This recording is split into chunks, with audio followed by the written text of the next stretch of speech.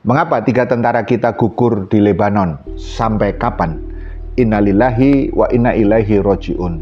Total 3 prajurit TNI telah tewas saat menjalankan misi perdamaian bersama PBB di Lebanon Selatan pada hari Senin tanggal 30 Maret. Apa yang sesungguhnya terjadi?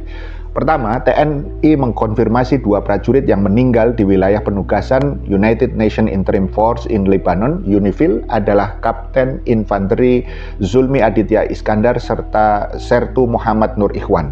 Sebelumnya, 1 prajurit TNI, Praka Farizal Ramadan, meninggal pada Ahad 29 Maret ketika serangan arteri yang menghantam lokasi kontingen Indonesia yang berada di Akhdid Al-Qusair di Lebanon Selatan. Kedua, Kepala Pusat Penerangan TNI Aulia Dwi Nasrullah mengatakan selain 3 prajurit yang meninggal, ada 2 prajurit lain atas nama Letnan 1 Infanteri Sultan Wirdian Maulana dan Praka Deni Rianto juga mengalami luka-luka akibat serangan tersebut. Insiden ini terjadi tidak lama setelah militer Israel mengumumkan akan meningkatkan serangan darat dan udara terhadap kelompok bersenjata Lebanon, Hizbullah. Ini adalah insiden fatal kedua dalam 24 jam terakhir menurut UNIFIL. Ketiga, Menteri Sekretariat Negara Mensesnek Prasetyo Hadi mewakili Presiden Prabowo menyampaikan bela sungkawa yang sedalam-dalamnya. Dan melalui Menteri Luar Negeri juga, kemarin pemerintah telah menyampaikan sikap, termasuk menyayangkan kejadian ini sekaligus meminta kepada otoritas-otoritas terkait untuk melakukan investigasi. Katanya, Prasetyo juga mengatakan telah berkoordinasi dengan pihak terkait mengurus pemulangan jenazah dengan upaya terbaik.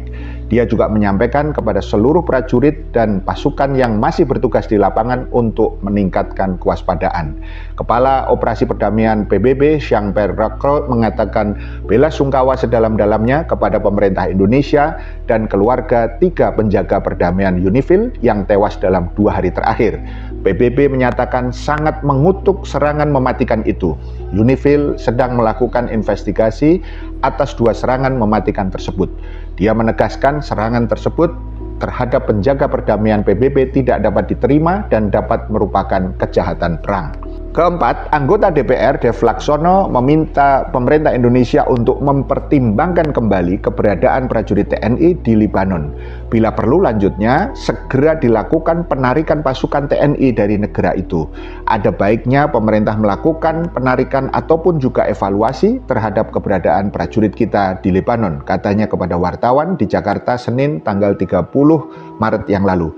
Kelima, kita ingatkan kembali bahwa akar masalah Palestina yang sesungguhnya adalah penjajahan entitas Yahudi Zionis yang didukung oleh Raja Penjahat Amerika. Maka solusinya bukan konsep 2 negara, two-state solution yang sekarang digembar-gemborkan. Justru solusi ini adalah batil karena ibarat seorang dirampok rumahnya, kemudian mau berdampingan hidup dengan yang merampok rumahnya. Apa solusi hakiki dan komprehensif untuk masalah Palestina? Islam mengajarkan solusi syar'i adalah jihad dan khilafah. Mengapa jihad? Jihad adalah ajaran Islam untuk mengusir penjajah.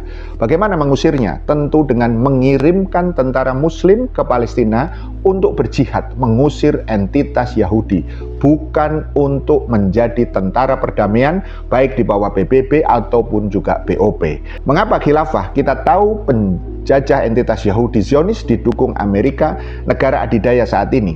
Maka harus ada negara adidaya baru yang mengalahkan Amerika.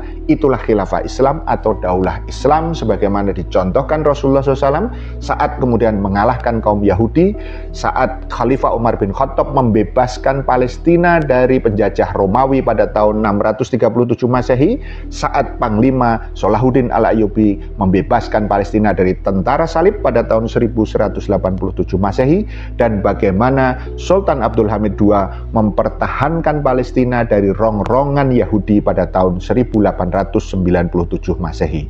Pertanyaan yang mengemuka, sampai kapan korban akan terus berjatuhan tanpa perlawanan sejati?